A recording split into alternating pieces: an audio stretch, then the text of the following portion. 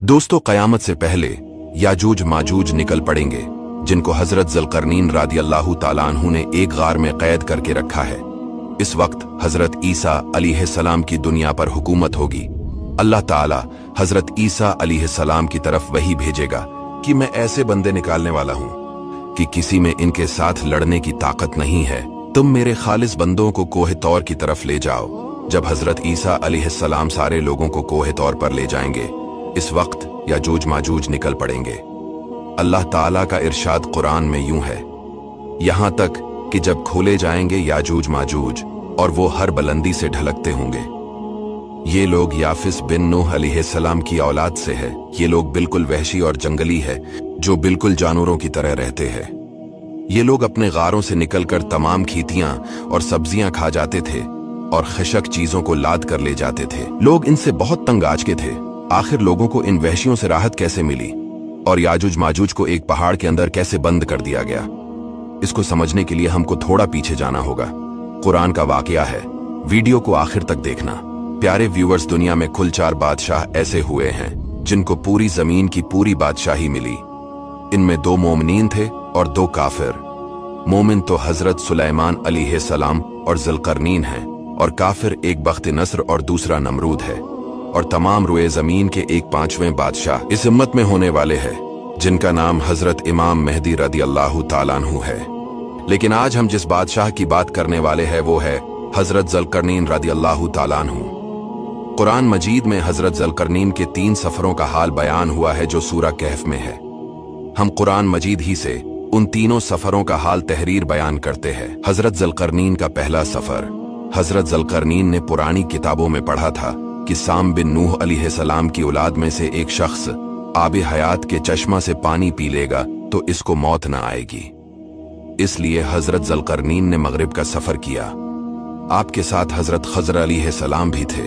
वो तो आबे हयात के चश्मा पर पहुंच गए और इसका पानी भी पी लिया, मगर हजरत ज़ुल्करनैन के मुकद्दर में नहीं था, वो महरूम रह गए। इस सफर में आप जानिब मगरिब रवाना हुए तो जहां तक आबादी का नामो निशान है, वो सब मंजिलें तय करके आप एक ऐसे मकाम पर पहुंचे कि उन्हें सूरज गुरूब के वक्त ऐसा नजर आया कि वो एक सियाह चश्मा में डूब रहा है, जैसा कि समंदरी सफर करने वालों को आफताब समंदर के काले पानी में डूबता नजर आता है। वहां इनको एक ऐसी कौम मिली जो जानवरों की खाल पहने हुए थी। इसके सिवा कोई दूसरा लिबास इनके बदन पर नहीं था, और दरियाई मुर्दा जानवरों के सिवा इनकी गजा का कोई दूसरा सामान नहीं था। ये कौम नासिक कहलाती थी। हजरत ज़ुल्करनैन ने देखा कि इनके लश्कर बेशुमार हैं और ये लोग बहुत ही ताकतवर और जंगजू हैं, तो हजरत ज़ुल्करनैन ने इन लोगों के गिर्द अपनी फौजों का घेरा डालकर इन लोगों को बेबस कर दिया। चिनाचे कुछ तो मुशर्रिफ बा ईमान हो गए, कुछ आपकी फौजों के हाथों मकतूल हो गए। फिर आपने मशरिक का सफर फरमाया, यानी दूसरा सफर। यहां तक कि जब सूरज तलू होने की जगह पहुंचे तो ये देखा कि वहां एक ऐसी कौम है जिनके पास कोई इमारत और मकानात नहीं है। इन लोगों का ये हाल था कि सूरज तलू होने के वक्त ये लोग जमीन की गारों में छिप जाते थे और सूरज ढल जाने के बाद गारों से निकलकर अपनी रोजी की तलाश में लग जाते थे। ये लोग कौम मनसिक कहलाते थे। हजरत ज़ुल्करनैन ने इन लोगों के मुकाबला में भी लश्कर आराई की, और जो लोग ईमान लाए इनके साथ बेहतरीन सलूक किया, और जो अपने कुफ्र पर अड़े रहे इनको तबाह कर दिया। फिर आपने शमाल की जानिब तीसरा सफर फरमाया, यहां तक कि 2 पहाड़ों के दरमियान में पहुंचे। वहां की आबादी की अजीबो गरीब जबान थी। इन लोगों के साथ इशारों से बमुश्किल बातचीत की जा सकती थी। इन लोगों ने हजरत ज़ुल्करनैन से याजूज माजूज के मजालिम की शिकायत की और आपकी मदद के तालिब हुए। हजरत ज़ुल्करनैन रज़ियल्लाहु ताला अन्हु से लोगों ने फरियाद की कि आप हमें याजूज माजूज के शर से बचाए, और इन लोगों ने उनके एवज कुछ माल देने की भी पेशकश की।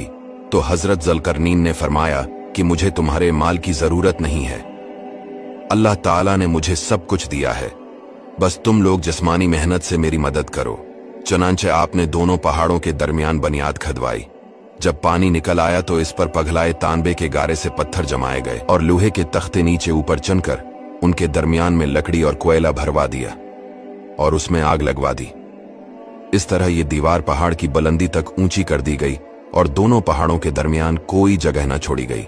इस तरह ये दीवार मुस्तहकम दीवार बन गई। हदीस शरीफ में है कि याजूज माजूज रोजाना इस दीवार को तोड़ते हैं। और दिन भर जब मेहनत करते करते इसको तोड़ने के करीब हो जाते हैं तो इनमें से कोई कहता है कि अब चलो बाकी को कल तोड़ डालेंगे। दूसरे दिन जब वो लोग आते हैं तो खुदा के हुक्म से वो दीवार पहले से भी ज्यादा मजबूत हो जाती है। जब इस दीवार के टूटने का वक्त आएगा तो इनमें से कोई कहेगा कि अब चलो इंशाअल्लाह कल इस दीवार को तोड़ डालेंगे। इन लोगों के इंशाअल्लाह कहने की बरकत और इस कलमा का ये समरा होगा कि दूसरे दिन दीवार टूट जाएगी। ये क़यामत करीब होने का वक्त होगा और ये लोग निकल पड़ेंगे और हर तरफ फैल जाएंगे और जमीन में हर तरफ फितना फसाद और कत्लो गारत करेंगे। फिर वो कत्लो गारत करते हुए कुद्स के पहाड़ खम्र में पहुंचेंगे तो कहेंगे कि हमने जमीन वालों का तो सफाया कर दिया, चलो आसमान वालों को भी मार डालें। फिर वो आसमान की तरफ तीर फेंकेंगे जिनको अल्लाह ताला खून आलूद करके लौटा देगा, मगर मक्का और मदीना तीबा बीतल मुक़द्दिस इन तीनों शहरों में ये दाखिल ना हो सकेंगे। फिर हजरत ईसा अलैहिस्सलाम की दुआ से उन लोगों की गर्दनों में कीड़े पैदा हो जाएंगे और ये सब हलाक हो जाएंगे।